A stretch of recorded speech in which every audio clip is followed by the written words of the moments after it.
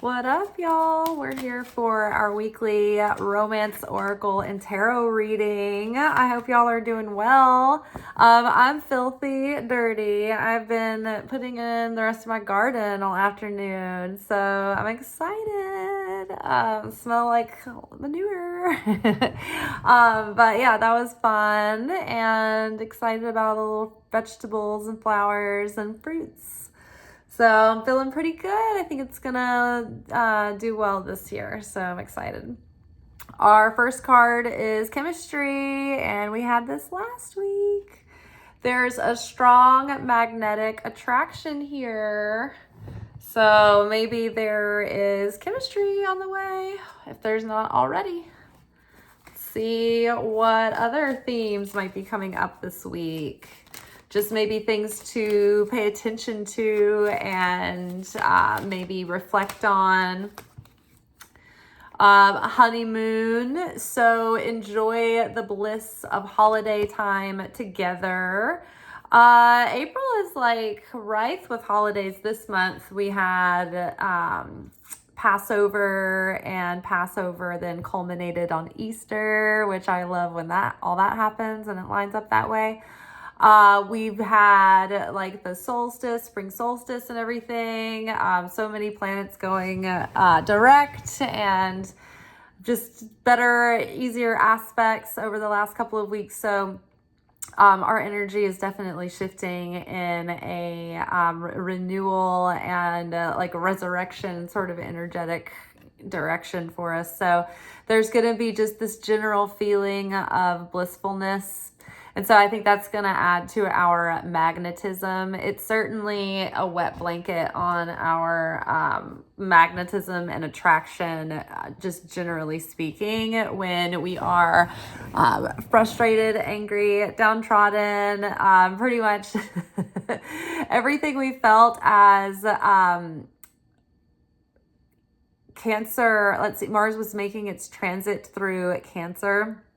It was like in retrograde for many months. It finally went direct, and then now Mars is finally in Leo. So for a while, Mars was in this like moody, aggressive, depressive feeling, like just a wet blanket on our grit and fire and like our moxie and our get-to-itiveness. And now it's like we're finally starting to feel like we're coming online again. We're like coming back alive, like we're having motivation and excitement for life, and just a general sense of whimsy is returning, which, I mean, when you like kind of are and you're in a malaise, like you don't have your mojo. So we're getting our mojo back, everyone. Yay. That will add to any chemistry we're building and magnetism in any kind of scenario. Free yourself. It's time to take back control of your life. So always be the gardener of your mind, the constant gardener. Think about what state of consciousness you're in at any given moment. Like tune in to yourself regularly and try to practice like presence and awareness. Because like it only takes a second to get forgetful and go on this downward spiral of like fear, catastrophizing, feeling like overly nostalgic or overly, remembering something is worse or better than it was, or I don't know, we can get caught up in these like dramas and theaters, soap operas in our mind. And so even like, for instance, one of the trauma responses, if you are in a low-level trauma response, can be fawning or just ruminating. And so it can be like dreaming and daydreaming and like planning and reflecting and thinking about things more than you're actually taking action on them, and or trying to go out of your way to perform for everyone because it's like really important for your survival that you're like socially like safe and accepted. And so like there can be really subtle ways that we can start to build up everything, and slowly we become overwhelmed, and then our nervous system kind of triggers like this low level, very subtle trauma response. And it's like, it can be just really hard to focus in and get things done and commit to like following through on taking action to obsessing over something or ruminating about something, or, it just triggers these behaviors that basically suck us away from the power of our now, where we can be present with an activity, be focused, and be like highly efficient and like into it and in flow. So when we can practice self-control in the realm of our thoughts, and master our mind over matter, then we can also have sovereignty over like our feelings and how our emotions cause us to be reactive, as well. And so then when we can rise above being reactive to our thoughts and our emotions, and we can detach from those and observe them and not be pulled to or fro, then we have real free will at that point. So, but we really don't until we can take possession of our mind and our thoughts, because otherwise we're just like living in affect consciousness, in reflexive response mode, affect rather than cause consciousness. All right, let's do one more card from the Romance Oracles. Let's see. Keep an open mind. Your soulmate may differ from your usual type and expectation.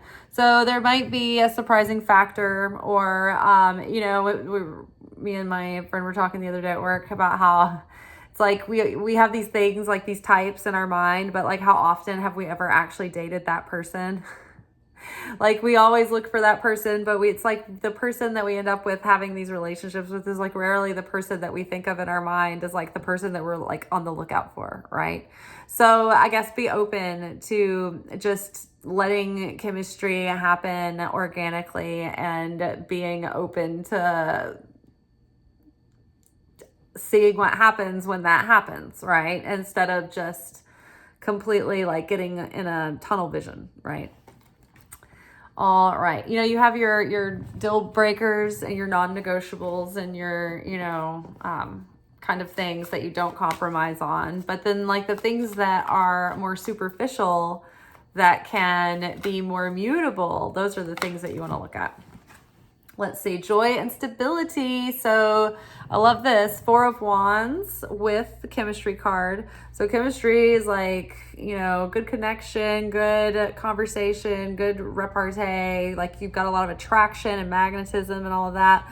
Well, that doesn't always come with stability and joy. Sometimes it's like tumultuous, right? But in this scenario, or at this level of growth that we've made it to, there's possibility to have something that has both chemistry and joy and stability, that's more harmonious and unity driven, rather than ego battles and power struggles. Okay, let's grab a tarot card on honeymoon. Enjoying life again. Healing, star card.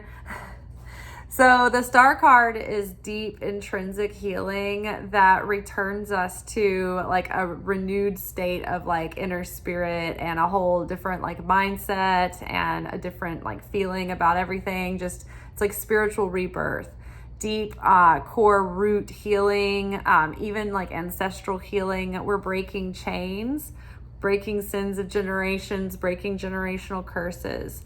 So releasing ourselves from like soul contracts from the past that don't serve us any longer. Releasing ourselves from beliefs that were passed down, or things that don't serve our highest good, don't get us more connected to God, the Creator, the things that don't align us more fully with the affinity with the light of the Creator, right? It's just like we're releasing the chains and the binds that had on our ability to move forward and heal deeply and fully. And then also too, like the star card is about lifelong dreams and destiny points coming into fruition. So that's fun. And I think that the more we lean into like God and Jesus, their message has always been for us to try to stay in a state of joy and thanksgiving and gladness. And that's when we can really connect with that force of God's provision and protection, because that's what like has affinity with God and the Holy Spirit. is that uplifted love, sharing, joy, the fruits of the Spirit. And so if we can maintain those virtuous states of consciousness, and stay in a light, state of positive expectancy and gladness and certainty, it's going to increase everything, right? Our magnetism, our mood, our thoughts, everything will be elevated because of it. But so it's like embrace that honeymoon mentality just with life.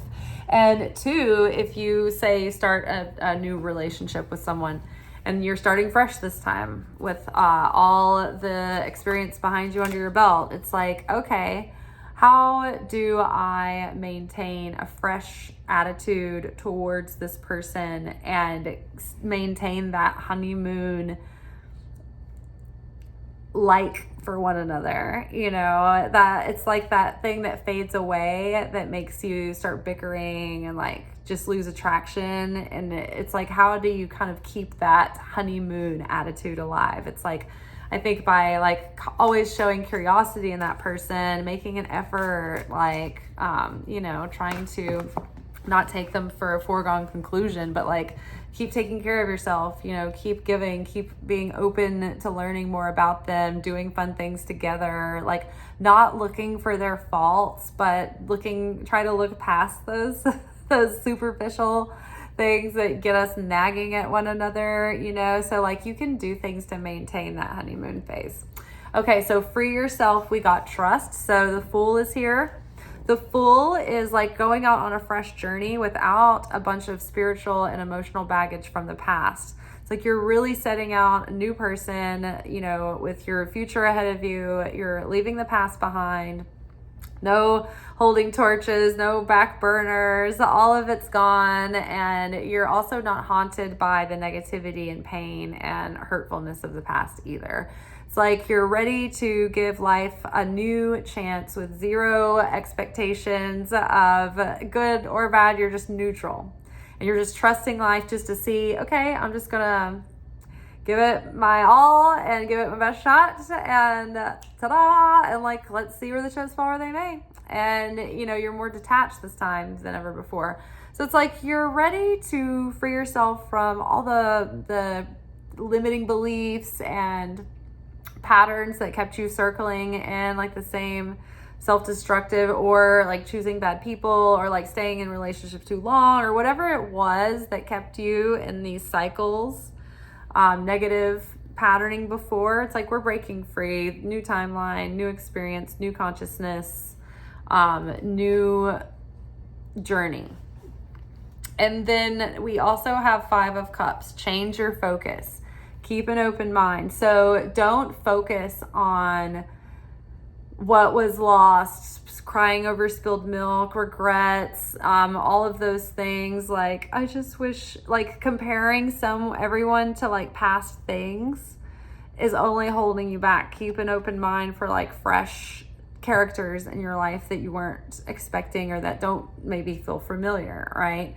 But that are new experiences and fresh levels of people, of new consciousness levels that you're not used to being around. So they're maybe not going to feel as familiar as people at a lower consciousness from before, right? So we have to change our focus rather than continuing to look back. And nobody wants to be compared to people from the past either, right? So just freeing yourself from all of it and just being in the present, and being in the present moment, and then moving forward from there, right? So keeping an open mind. Things could be different than you expect, or things that you're used to. Let's get one last card. Maybe it's this one. Empress, nurture. So successful, efforts, seeds well planted, enjoying the fruits of your labor. The Empress has a full and bountiful garden because she planted good, healthy seeds and nurtured her seeds. It's you've done the inner work, and then you're also doing good things in your outer efforts that are planting positive seeds to yield beautiful gardens, right? You're doing all the things that you should be doing to expect a positive change. It's just that sometimes if you're a gardener, if you've ever grown anything, There can be periods of time where you feel like you want to see a lot of growth. You feel like you want to see a lot of movement. And it's like those times where you're not seeing a lot, but you have to trust that a lot's going on underneath the surface. All right, y'all, good things are coming. Ciao. Tomorrow we'll be back for our weekend reflection message.